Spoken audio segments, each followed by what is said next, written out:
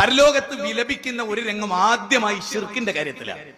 ആദ്യത്തെ വിലാപം പരലോകത്ത് ശിർക്കിന്റെ കാര്യത്തിലാണ്. ആ ഭാഗം അല്പം ഗൗരവത്തോടെ തന്നെ ഒരു 10 മിനിറ്റ് ഞാൻ ആ ഭാഗം സവിശേഷമായി അള്ളാഹുവിന്റെ ഗ്രന്ഥത്തിൽ നിന്ന് വിവരിക്കാൻ ആഗ്രഹിക്കുകയാണ്. ഖുർആനിന്റെ വചനങ്ങൾ 3 വചനങ്ങൾ ഉദ്ധരിച്ചുകൊണ്ട് ഞാൻ ആ കാര്യം വേറെയും 2 വചനങ്ങൾ ഇതിനോട് ആഡ് ചെയ്ത് ഞാൻ പറയും. എവിടെ ശിർക്ക് ചെയ്ത ആളുകൾ, ഈ ദുനിയാവിൽ പല ന്യായങ്ങളും പറഞ്ഞവർ, അള്ള കൊടുത്ത കഴിവെന്ന് തേടിക്കൂടെ, എന്തോ ഓർക്കൊക്കെ അങ്ങനെ ആയാല് ഇന്ന സംഭവങ്ങളൊക്കെ അതല്ലേ തെളിയിക്കണത് എന്നൊക്കെ പറഞ്ഞിട്ട് ആരാ ആകാശം നിയന്ത്രിക്കണത്? അത് CM അടവൂരാണ്.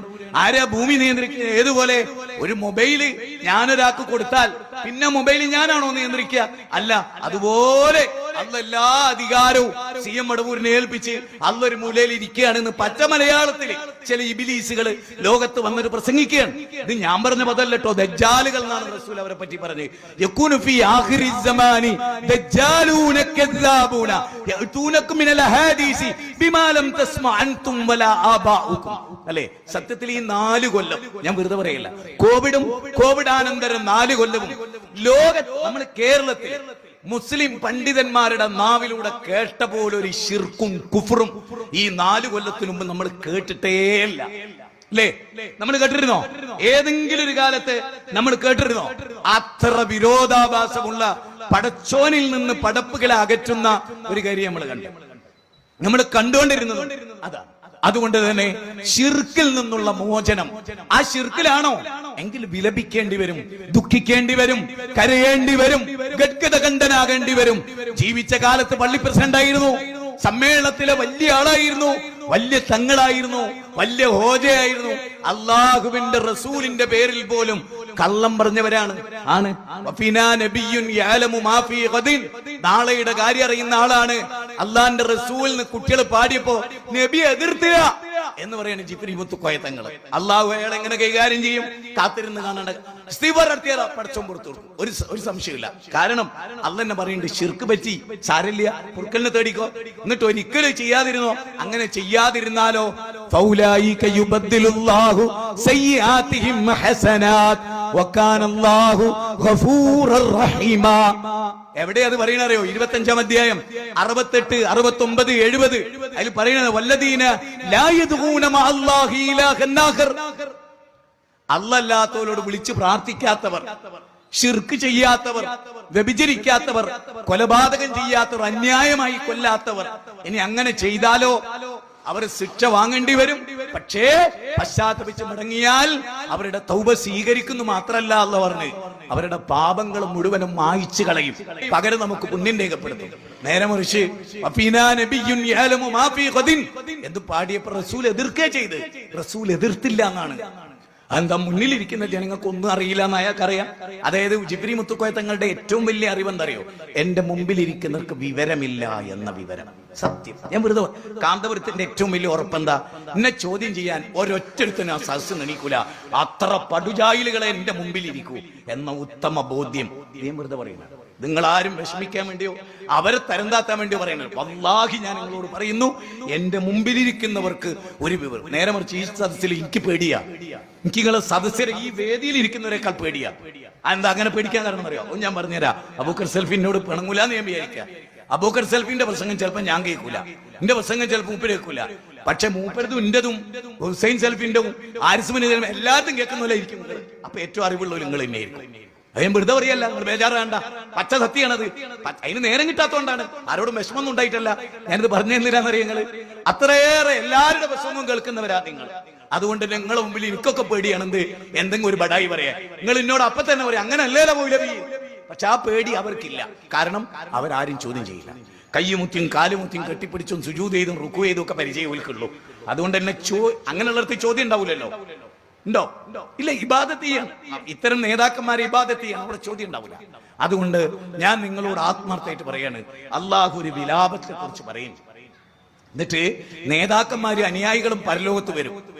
എനിക്ക് നിങ്ങൾ തന്ന വിഷയം വിലപിക്കുന്ന ദിനം, അതിലൊന്നാമത്തെ വിലാപം ശിർക്കിന്റെ പേരിലാണ്, തൗഹീദ് കയ്യൊഴിഞ്ഞതിന്റെ പേരിലാണ്. ബാക്കിയൊക്കെ ഉള്ള അവിടെ കട്ടെ, ഇതേ പൂർത്തിയായിട്ട് നമുക്ക് ബാക്കിയുള്ളതിലേക്ക് വരാം. നോക്കൂ നിങ്ങള്,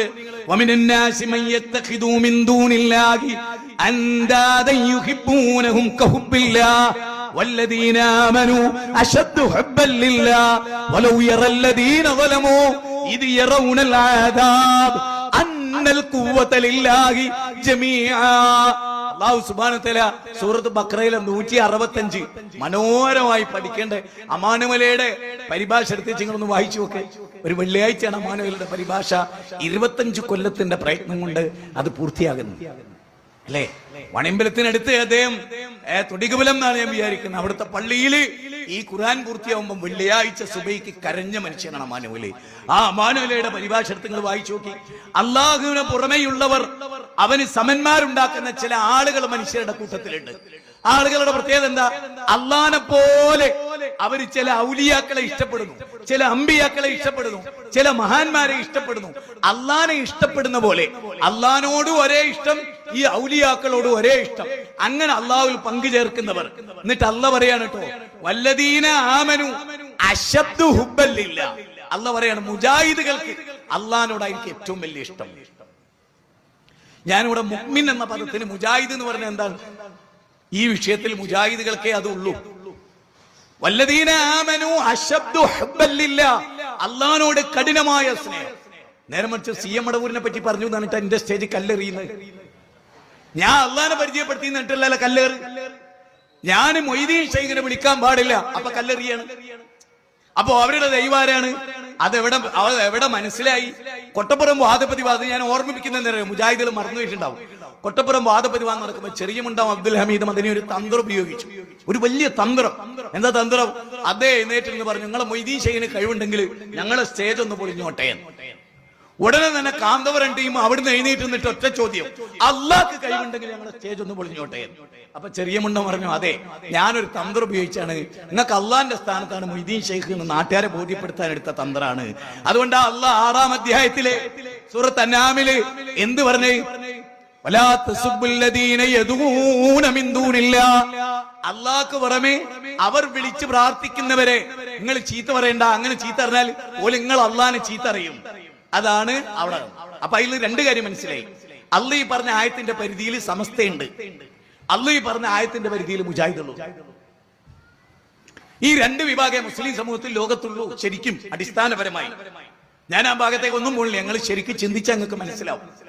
എന്താ അള്ളാഹുവിന്റെ സ്ഥാനം? മൊയ്തീൻ അത് വിശുദ്ധ ഖുർആൻ 39-ാം അധ്യായം 45-ാമത്തെ വചനം.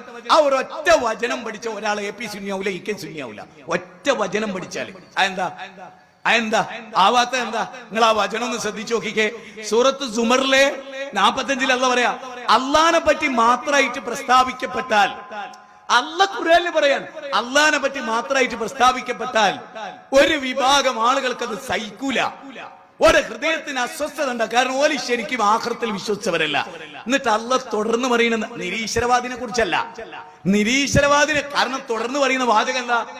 എന്നിട്ട് അള്ളാഹ് പറയാ, വൈദാ ദുകിറല്ലദീന മിൻ ദൂനിഹി ഇദാഹും യസ്തബിശിറൂൻ.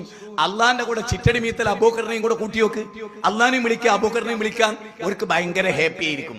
അപ്പൊ അവർക്ക് APക്ക് ഭയങ്കര ഹാപ്പി ആയിരിക്കും. ഓ വല്ലാത്തൊരു വാചകം. എങ്ങനെ APക്ക് ഭയങ്കര ഹാപ്പി ആയിരിക്കും. എന്ത് പറഞ്ഞാല് അള്ളാന്റെ കൂടെ ബദരീങ്ങളെയും വിളിക്കാന്ന് പറഞ്ഞാൽ, അള്ളാന്റെ കൂടെ ബദരീങ്ങളെയും വിളിക്കാന്ന് പറഞ്ഞാൽ അവർക്ക് ഭയങ്കര ഹാപ്പി ആയിരിക്കൂന്ന് പടച്ചോനാ പറയുന്നത്.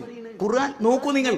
അള്ളാഹ്ക്ക് പുറമെയുള്ളവരെ പറ്റി അവരോട് പറയപ്പെട്ടാൽ അവർക്കതാ രോമാഞ്ചം ഉണ്ടാവണം.